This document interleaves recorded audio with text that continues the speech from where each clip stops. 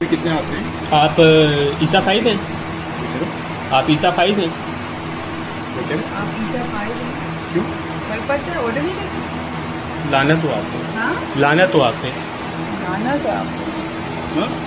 लानत हो आप पे। मैंने आप कहा रिकॉर्ड करें ਇਹਨੂੰ ਕਹਿੰਦੇ ਨੇ ਇੱਥੇ ਰੱਖ ਜੀ ਓਏ ਸ਼ੇਰਾ ਮੰਜੀ ਠੋਕ ਦਿੱਤੀ ਏ ਕਾਜ਼ੀ ਦੀ। ਤੁਸੀਂ ਵੀਡੀਓ ਵੇਖੀਏ ਕਾਜ਼ੀ ਸਾਹਿਬ ਨੂੰ ਕਿੰਜ ਦੀ ਲਾਨਤ ਪਈ ਏ, ਇੰਜ ਦੀ ਲਾਨਤ ਪਈ ਏ ਜਨਾਬ।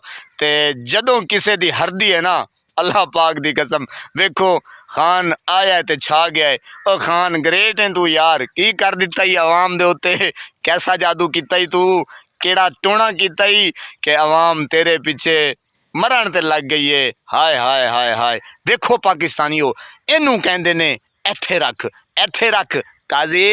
हुण तू दस कि कित्थे कित्थे रखना है। यकीन करो बड़ा मज़ा आया, बड़ा स्वाद आया पाकिस्तान दे विच जनाब। ये वीडियो वायरल है, तुसी वेखिए। मर्द दा बच्चा निकलिया तू पूरी फैमिली नू उत्थे उन्हां दे सामने लानत पा छड्डी है जनाब, ते पूरे खानदान ते लानत पा छड्डी है।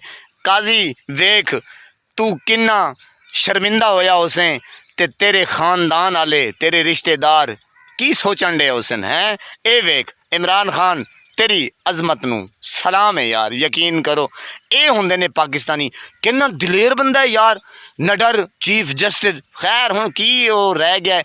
इमरान खान ने जनाब अपना सहर अपना जादू उन्हें फूंक छड्या है, छोड़ दिता है। तो ये वेखो जनाब पाकिस्तानी हुण डरदे नहीं, अपनी जान की परवाह नहीं करते। क्यों कि पाकिस्तान दे विच इस वक्त कानून की हुक्मरानी नहीं है जनाब। ये चोर डाकू लुटेरियां दा मुल्क बन चुका है।